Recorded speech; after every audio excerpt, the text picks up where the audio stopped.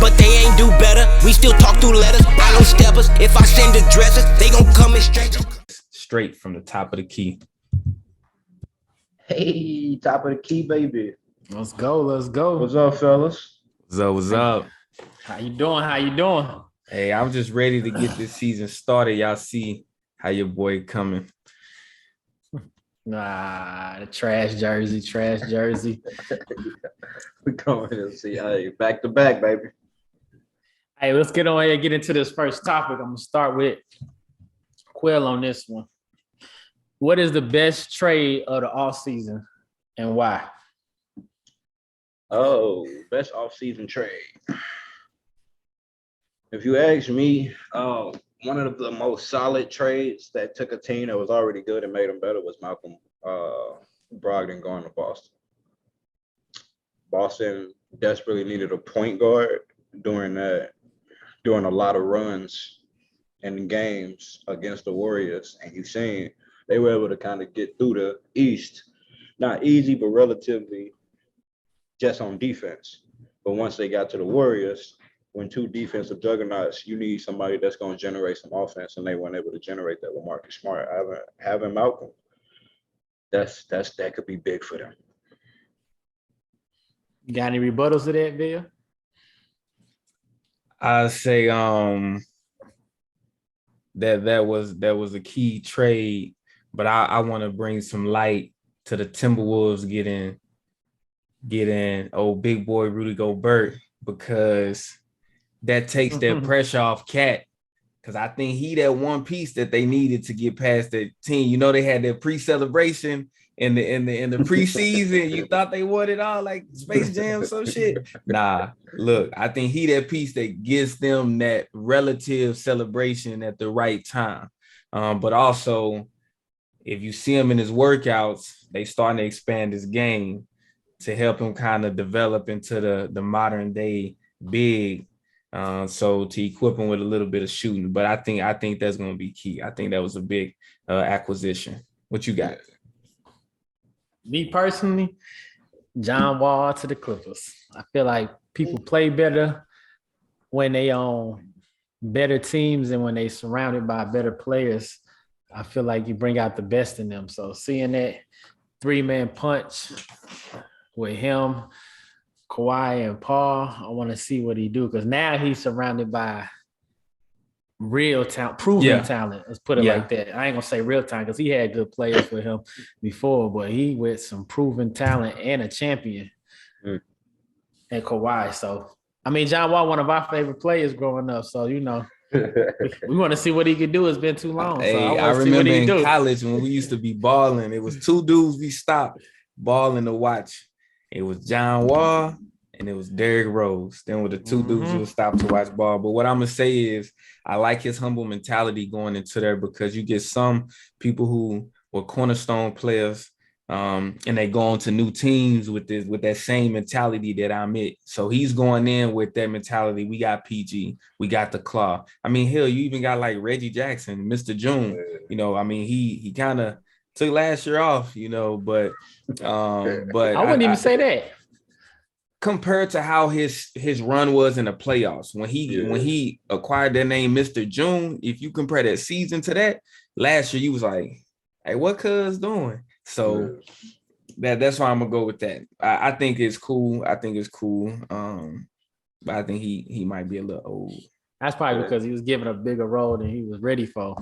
But that's a whole different topic. You know, we're gonna slide into something else a little different. But hold on. Before we get into something else, sir, what I like to say is it's been a lot of talk about this Cavaliers trade. Donovan Mitchell, please give me your take. I want the open floor. Give me your take on what you think of this Cavaliers trade, because some people think it's dynamite. I think it is.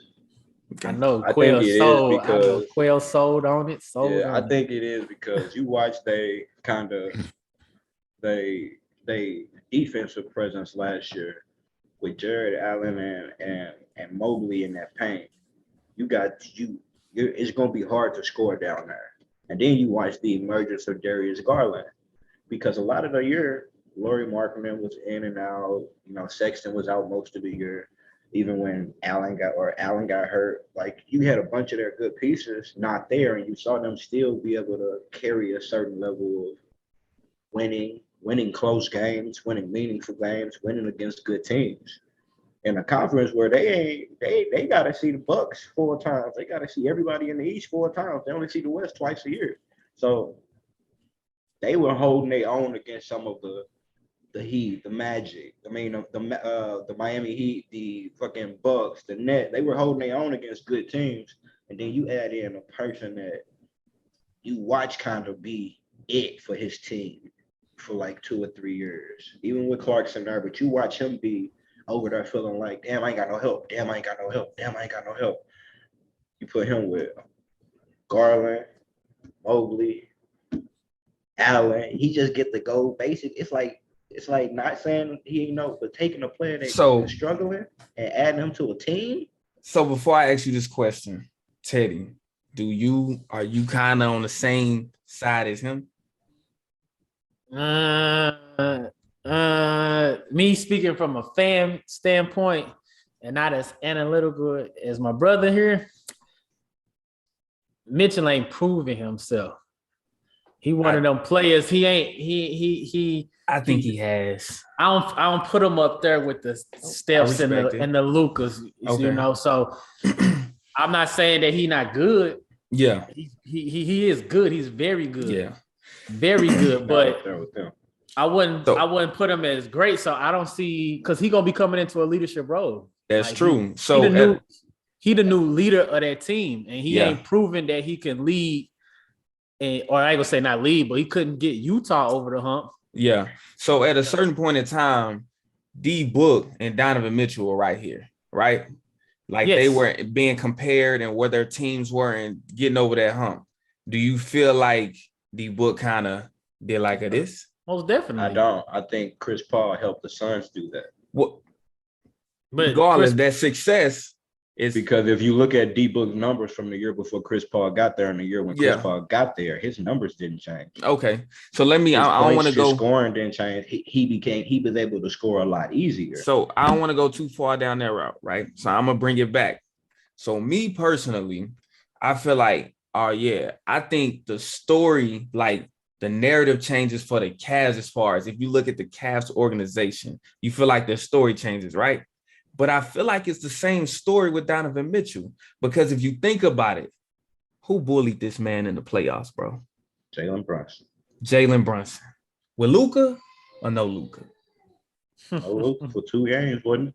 Who else did he bully? He was out there bullying who? Michael Conley, right? Oh, yeah, so you had two guards, small guards. Let's think about who in the East now. That damn pit bull, that damn bully. So you think that 2-guard lineup, if they gotta see the Knicks, you think Jalen Brunson not gonna bully them? I think he's not gonna bully Garland. Garland ain't Mike Conley. Like I get bullying 5'11" Mike Conley, but Garland ain't that. This ain't Garland ain't no. He might be 6'3". But ain't Mitchell better? 6'3". Ain't Mitchell better though?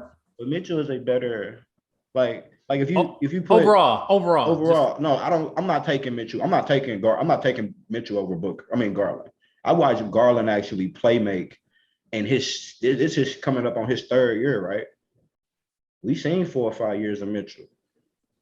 So now I will say, if I take Booker in Game 7 against Luka, and I put Donovan Mitchell there, Donovan probably would have tried to score 50. He would have been. Donovan has that motor to try to go get it. In that same role with Chris Paul on the Suns, Donovan, we seen him go get 50 when he got another person like Luka. We seen him even against Luka. Donovan was going to go get it. He may not have had no help, but Booker kind of set back in those playoffs games, and he wasn't like as good as Booker. We know Booker to be. He ain't have that Donovan Mitchell in him. When it came to those games. He better score, though. At the end of the day, they both scored. I don't think Donovan Mitchell had it in him either. So, Booker also should be better. He's 6'6". That's true. I'm saying he a better scorer. He should be have it easier. He's 6'6". But what two small guard lineup have you seen get over that hump? Because if you think, I think one of the dopest small guard lineups of our time, like current day, CJ McCollum and D. Lil. Yeah, that'll be number It's different when your two small guards are your best two players. If you ask me, Jared Allen and Evan Mobley are probably going or way better. Not saying nothing against Jack Collins and Nurkic, not saying nothing against all of them, but Jared Allen and Mobley being the other two players on that team. You might have CJ McCollum and Lillard, but those are it. That's your team right there. I don't feel like Garland and Mitchell are the team. You talk ready? Hope you patch shit up with God, cause we gon' bless you. Let it burn, you gon' get it bad. These just my confessions. Stay in traffic, can't get picked off like no shit and duck. Keep one in the tuck. Wife be mad, but bet she still gon' fuck. Don't speak